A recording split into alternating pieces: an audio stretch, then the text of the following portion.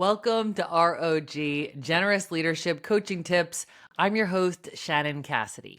We're still making our way through the 5-degree principle, how small changes lead to big results.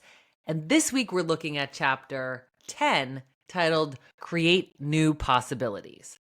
The opening quote is from Marcus Aurelius from Stoicism. And he says, the happiness of your life depends on the quality of your thoughts. The happiness of your life depends on the quality of your thoughts. So this is similar to what we talked about 2 weeks ago with the quality of your questions. And now we're looking at the quality of our thoughts. So the framework in this chapter is called the ladder of leverage. And I just want to walk us through this together so that you could use this in your own generous life. So picture a ladder that is in a pool of what I fondly refer to as stuff. Very elegant, upscale word, stuff. And this is all of the stuff associated with the situation that you're in, be that positive or negative. And then we're going to go up and down this ladder. But it's called the ladder of leverage because we're looking for what is the leverage that we can find to motivate ourselves into a more empowered state or a place with greater agency so we can be generous both to ourselves and to other people. Like the opening sentence of this chapter talks about a lever, and it says a lever is a small object that dramatically improves our ability to move something heavy. So think about a time that, say, you were moving like a refrigerator or a sofa, a pull-out sofa. Those are really heavy. And you might have that little wedge, that little like triangle shape that you shove underneath there so that you can tilt that heavy thing and then you could move it. So that's what we're talking about. We're talking about what is the little thing that we could find, the edge that we could find so that we could get through, or better yet, pursue and thrive in the midst of this challenging thing, whatever we're going through. So back to the image, and those of you joining me on YouTube, I'm going to just show you the visual here of this ladder. So this is the ladder of leverage, and as you can see, it's in the middle of this pool that I'm calling stuff. And from that pool, we select something. So we choose one of the, or a handful of the element of that situation that we're going to focus on and use as the reason for the setback or inconvenience or insult or whatever. And then we're going to go up the ladder. So I think it would be most useful if we had an example so that we can use that together. And I'm going to use the example, a painful example of getting let go and losing our jobs. So let's just say that we unfortunately are in the current situation where we have just been let go. And so from that pool of stuff associated with us losing our job, the selection that we are making from that pool is that a recent presentation that we gave was so bad that it has cost us our job. So that's the thing that we're collecting. Then we're going to go up the ladder and we're going to make a truth about that, or turn that into a fact. And we're going to say, because this recent presentation went so badly, I have now lost my job. The next rung up the ladder is storytelling or meaning making. And we're going to spend the whole session together in 2 weeks just on that. So I won't dwell too much there. But this is when we take that now fact, the thing that we've turned into the truth, and we tell a story about it.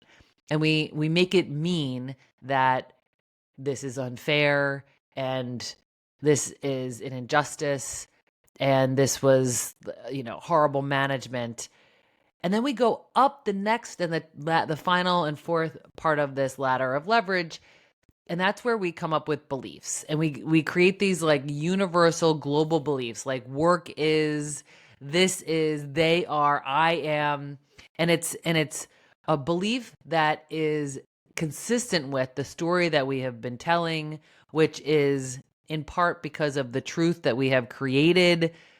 And it has a lot, if not everything, to do with the thing that we have selected from the pool of stuff associated with this situation. So what can you do? Well, and especially if you're up on the top of that ladder, it becomes so true to us. Like we have made this make sense in a way that it now seems like it's a fact when actually it was a selection of data that we have turned into something that we are now interpreting as fact but isn't exactly. So what we could do is go back down the ladder. We would have to have the courage to go back down that ladder and choose something else. So let's just say in this example, the choice that we would make from the pool of stuff is our mission, vocation, and our purpose, like the big P purpose of our lives. And we look at this most recent employment as a chapter in a book about our career, a necessary and useful chapter, but a shorter chapter than we thought it was going to be. And so we decide to choose our career purpose from the pool. And we go up the rung of the ladder and we say, what truth do I see here? And the truth is that I'm always growing, that I have a load of talent, that I was able to make some new connections and colleagues and learn in this past role, and that role is up. It was ended more abruptly than I thought it would, but it has now come to an end. Then what is the story that I could tell about that? The next rung of the ladder. And the story I could tell is around how stress is a catalyst for growth, because it is, right? But very often we interpret stress as an inconvenience or some kind of an injustice. But if we decided to tell a story and make it mean that this is a catalyst, a necessary catalyst or lever to enable us to find that next role, then we might actually be excited about it. And then the belief that we could have at the top of that ladder is that life is iterative and it's an evolution and it's a growth journey. And this is a test and it's an opportunity for me to practice really being my best self. And I can't wait to see what comes next. So that's an option for us. And it really depends on what are we selecting from that pool of stuff. So this week, I would challenge you to think about what's something in your life that's not going as well as you would like. You're feeling unsettled about it. You don't have a sense of peace. You know that there's work to be done, or maybe there's just some undealt with pain. And I just ask you to go back down the ladder and think of what's another component part to this situation that you're in that you could select instead of the thing that you've been focusing on until now. And what truth or fact could you turn that into? What story might that enable you to create, the meaning? And then what belief would most empower you to be the generous leader that you are?